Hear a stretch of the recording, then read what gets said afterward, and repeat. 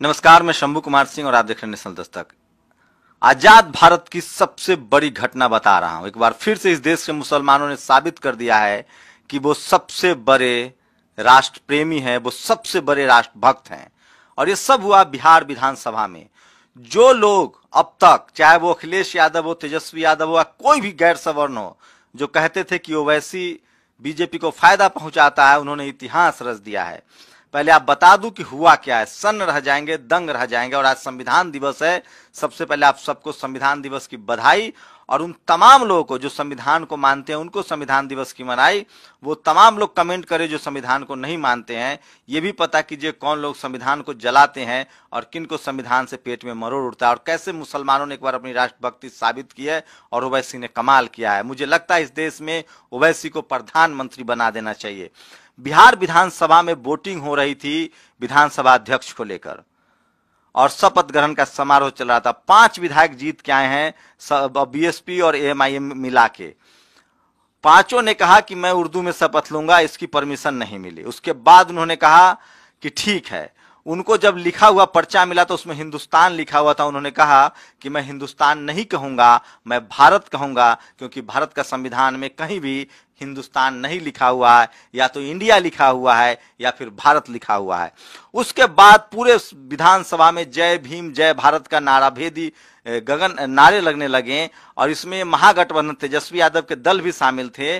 और इसमें आपको बता दें कि एमआईएम के सारे विधायकों ने इस मुद्दा को उठाया। आज तक अखिलेश की पार्टी हो, तेजस्वी की पार्टी हो या डीएमके हो, मैं कांग्रेस बीजेपी की तो बात ही नहीं करता, वो तो संविधान के विरोधी। लेकिन सबसे ज्यादा डरावने वाला था कि बीजेपी और जेडीयू के जो दलित सांसद थे, जो संविधान की वजह से रिजर्व कैटेगरी पर चुन के आते हैं, जो ओबीसी के लोग थे, उनका भी मुंह नहीं खोला, और वो कह रहे थे कि हिंदुस्तान हिंदुस्तान बोलना पड़ेगा। तो ये ऐतिहासिक घटना है, इसको नोट कर लीजिए और सोचिए। इसी का नतीजा है कि किस तरह से ओवैसी को, अब तो मैं लोगों से अपील करता हूं कि बिना ओवैसी के गठबंधन के मुसलमानों को उस दल का वोट नहीं करना चाहिए, क्योंकि ओवैसी साहब ने साबित कर दिया है कि वो सचमुच इस देश में संविधान को लागू करना चाहते हैं। जब आप मोर्चे पर आके ही नहीं बोलेंगे तो आपके कितना भी बड़ा बहुजन होने से क्या फायदा है। फिर बीजेपी के केशव प्रसाद मौर्य में और सपा बसपा के मौर्य में क्या अंतर है।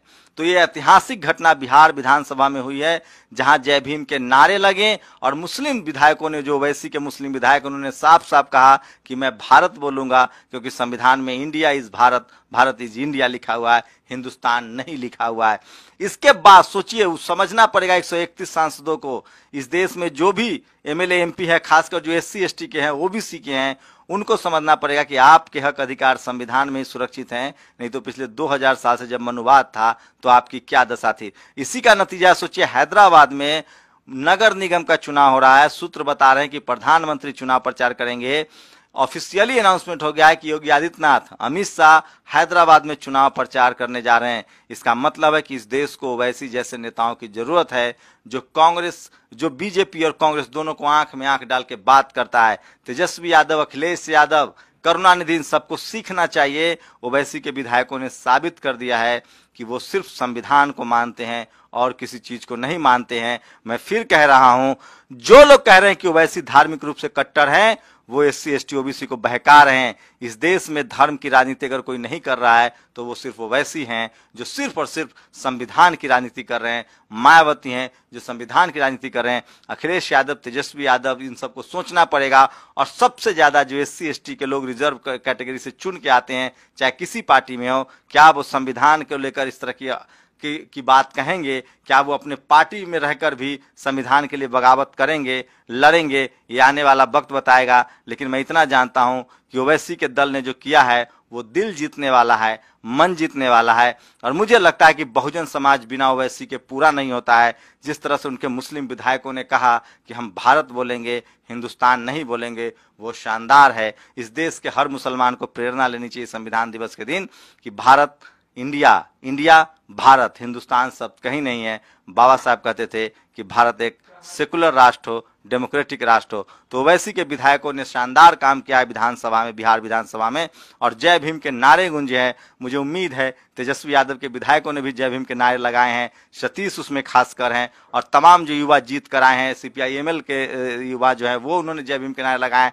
अब अखिलेश, तेजस्वी, इन सब लोगों को सामने आना पड़ेगा, और बीजेपी को आप तभी हरा सकते हैं जब उसको राष्ट्रवाद के मुद्दे पर आप काउंटर करेंगे, संविधान को मानने के लिए मजबूर करेंगे, क्योंकि RSS संविधान को नहीं मानता है, वो मनुवाद को मानता है। बीजेपी संविधान से सहमत नहीं है। और वो कौन लोग हैं जो संविधान को नहीं मानते हैं? बिहार विधानसभा में MIM के विधायकों ने, मुसलमानों ने इस देश में साबित कर दिया है कि वो संविधान के असली रक्षक हैं। आप लोग की प्रतिक्रिया का इंतजार रहेगा। आप लोग की क्या प्रतिक्रिया है? शुक्रिया।